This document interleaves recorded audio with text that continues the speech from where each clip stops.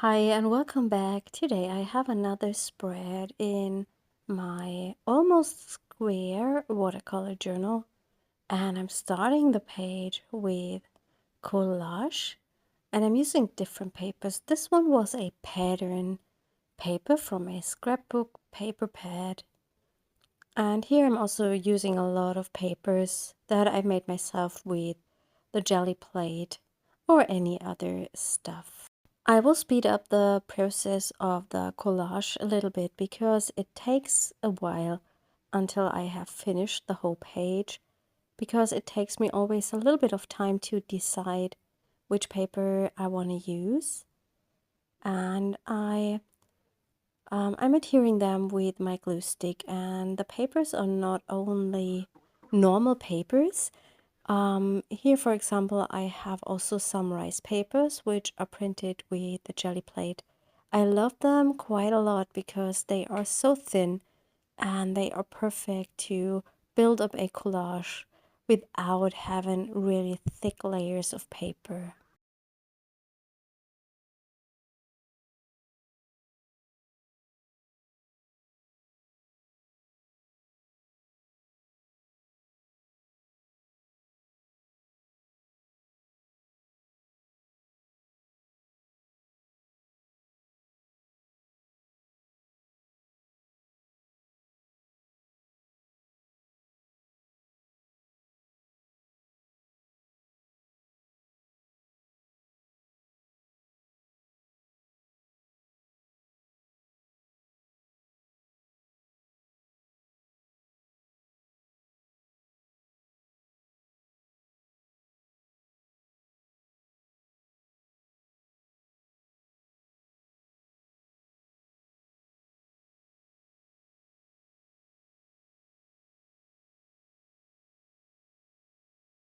I will now cover everything with a layer of clear gesso, and I explained this a lot in my recent videos. I really love the clear gesso. It gives me such a nice surface to work on.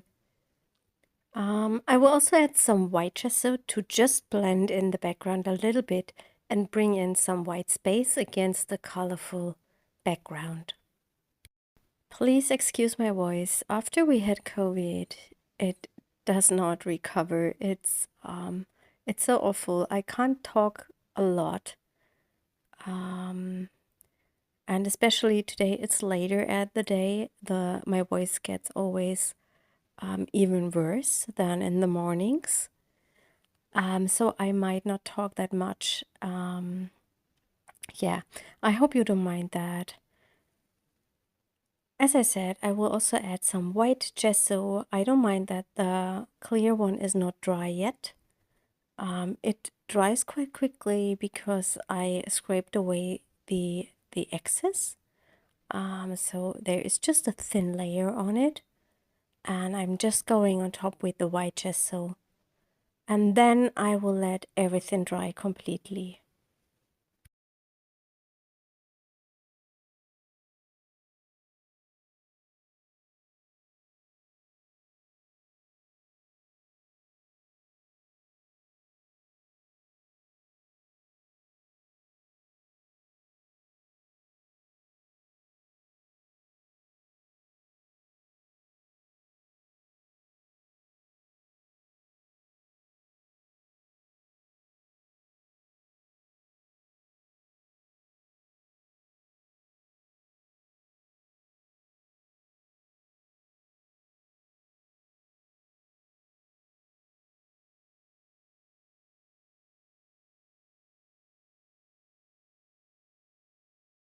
Whilst the page is drying, I wanted to make my focal images, and I plan to make a vase with flowers, and therefore I wanted to use the textured flower stamps. And I'm stamping them onto the Canson mixed media paper. It's a really nice paper because it's super smooth and you can stamp on it quite easily without any issues. And if you can see it, I'm bending the stem of the flower a little bit because I tried to build kind of a flower bouquet. I wanted to make sure that not every stem is straight. And that's quite nice about these clear stamps. You can easily do this with any flower stamp you have. And I just try to mix it up, and then I will be able to put these flowers into the vase on my page. I'm also going to speed this part up a little bit because it takes me a while to stamp all the flowers. I stamp almost every flower from this set. And here I'm just trying to find out how I have to put it onto my acrylic block so that it bends in the other direction.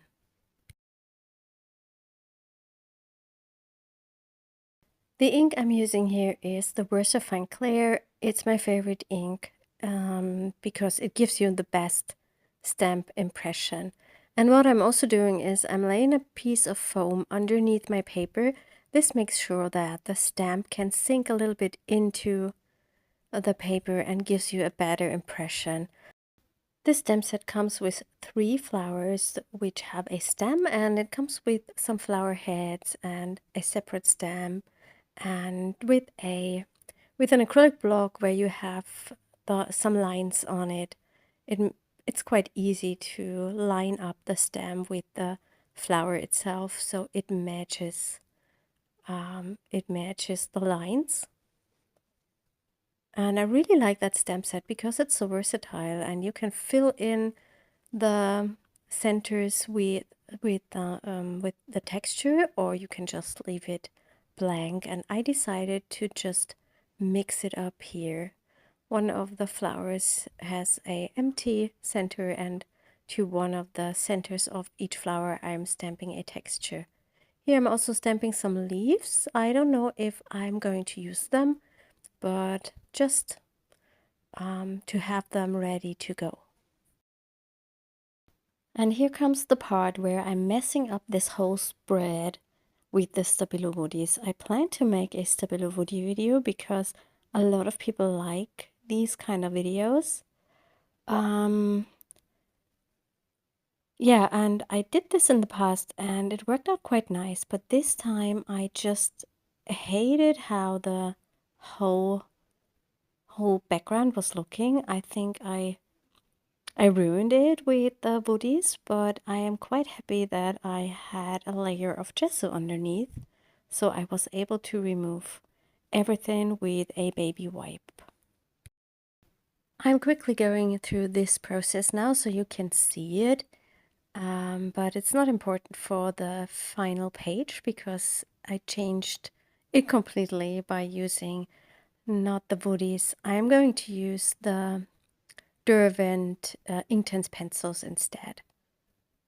And here I decided the black was too much and everything looked quite smeary. And here I removed almost everything from the spread. I pulled out some colors of the Derwent Inktense, and here I'm just testing if my page is dry enough to work with them on top, but it doesn't work because the gesso was soaked up with the baby wipe and with the Woodies, and it was still so wet that I decided to leave that to dry. And in the meantime, I'm going to color in the stamped images, and I'm using the same colors that I've picked for the background.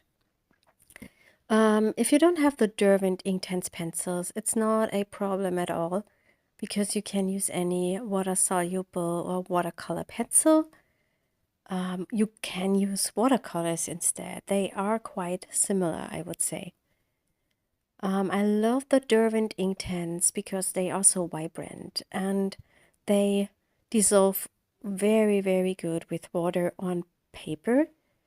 And I not only use them for mixed media, I also use them regularly for drawing in my sketchbook because they are so versatile. You can just lay down a big area of color and then use some water and make the area even bigger.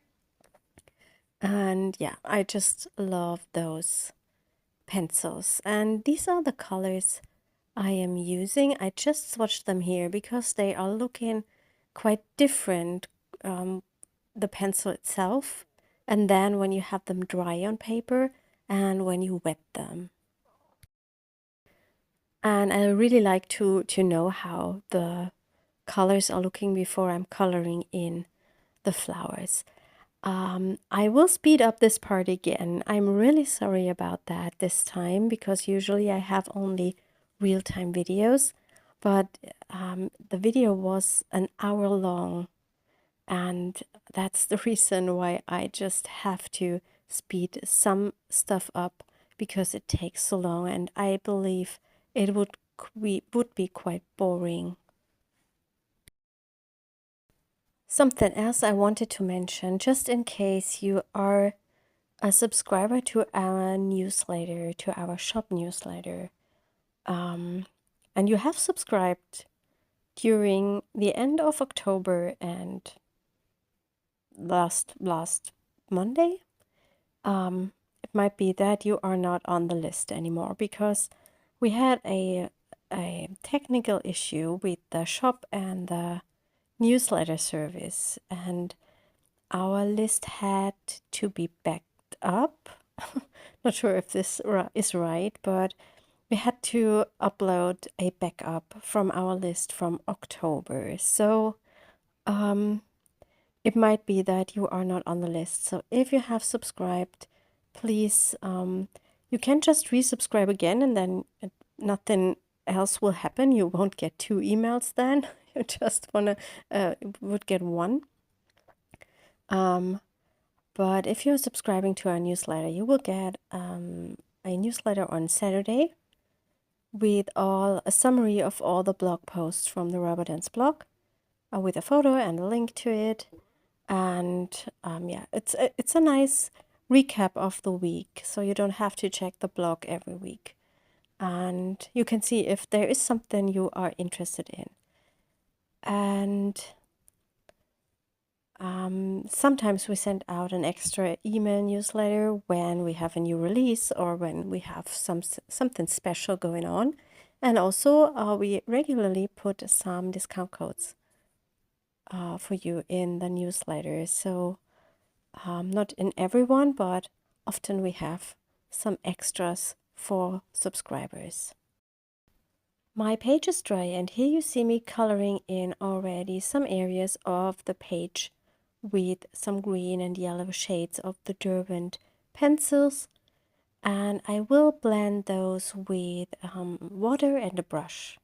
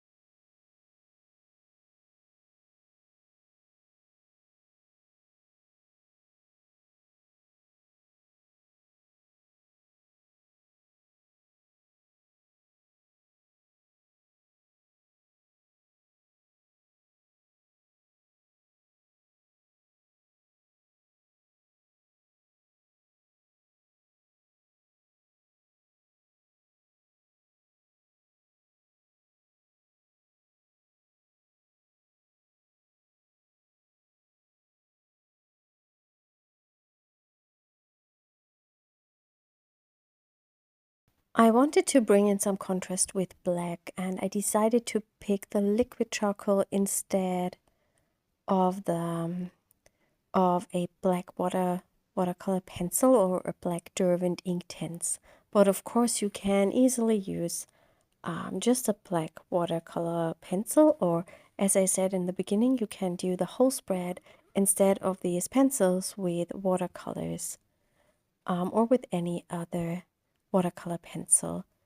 What I like about the watercolor pencils compared to Neocolors or Woodys is that they are more transparent, and the Neocolors and the Woodys tend to smear a little bit when you use them over gesso, and that's why I just didn't like the first start of the page.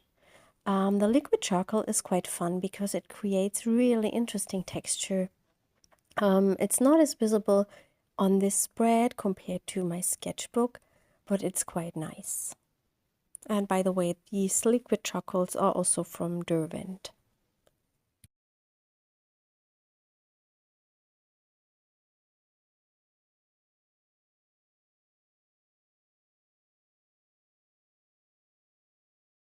I'm going to dry this before I come in with another color like orange or reddish because I don't want to create mud on my page.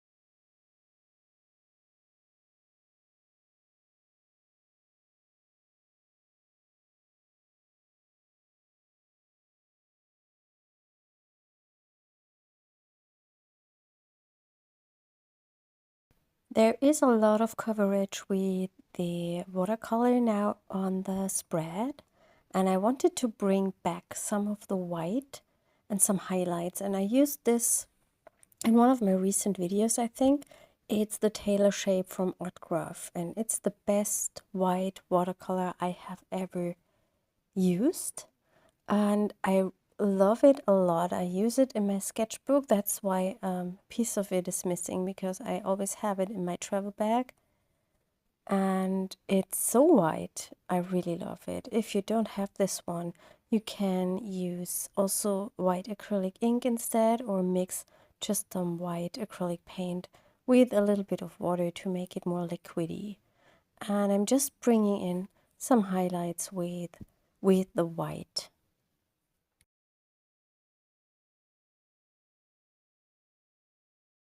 I'm now going to let this dry completely before I come in and add a little bit of more texture and then my flowers. I pulled out our Rainbows #2 stencil, and I'm using some heavy white gesso with a sponge, just a makeup sponge, and I'm just adding some texture to the page with white. That adds even more highlights, and also it brings in a nice, interesting texture.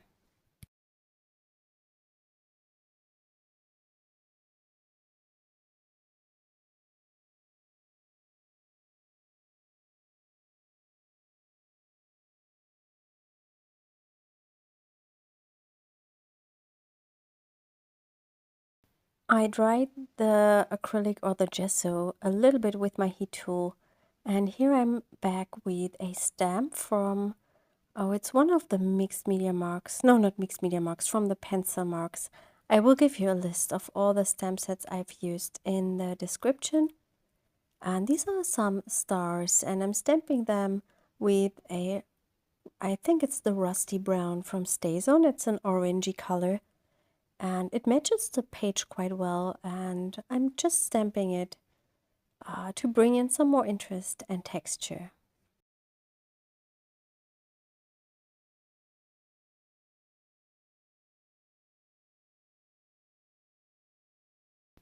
To bring in some more contrast, I'm using that ticket stamp from the mixed media marks, and I'm stamping it in black and accidentally I stamped it upside down.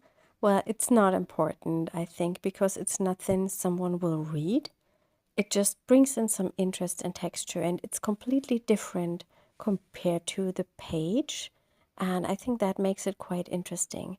And I'm stamping kind of a bottom or border, not border, kind of a part of it, so that my vase has something where it can sit on a little bit, so it's not flying on the page. It has something that anchors it, I would say. And here I'm just thinking about where to put the flowers, if I want to put them into the middle of the page or a little bit off center. And I also search for a paper that I'm going to use for my vase. And I found this one. It's the backside of a jelly print, or the cleaning paper where I cleaned the brayer. Yeah, where I cleaned the brayer and I cleaned the stamp. It's a flower stamp from our craft collection number 3. And that's so nice, I feel, because of the colors. They are matching the page perfectly. And I just drew the vase onto the back side. And here I'm cutting it out.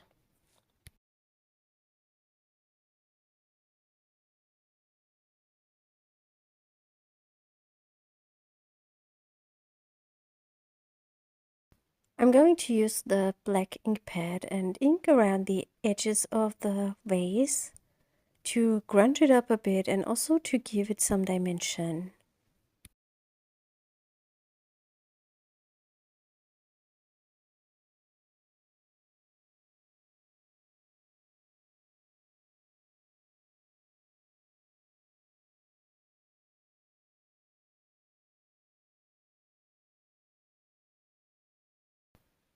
And I'm not sure at this stage if I want it in the center or not. I definitely don't want it on the right side because I really like the right space, the right background, more than I like the left side. So I definitely will not put it on the right. And I think the left side looks better compared to the center. So I'm going to adhere the vase a little bit onto the left. And I don't adhere it completely now. I will just adhere the bottom of it and then I will put in the flowers. I will speed up this part also a little bit, or I will just do this off camera and I will be back with some photos in the end. Yes, and here I am back. I have adhered all the flowers with some wet craft glue, and here I just finished this up by adhering the vase completely. And I also added 2 of the leaves, the smaller ones, to the bouquet. To give everything a little bit more dimension, I'm using the liquid charcoal again to bring in some shadows around the flower and onto the bottom of it. And I think that makes it look a little bit more complete in the end. And what I'm also going to do is I will add a sentiment to the spread, but I have to search for some words that I want to use. And I will do this off camera, but I will share some photos immediately where you can see how the page turned out. You will also find close-up images of this spread over on my blog, and it's linked in the video description. I hope you enjoyed this video today, and I hope you are inspired, and we will see us next time. Have a wonderful weekend. Bye!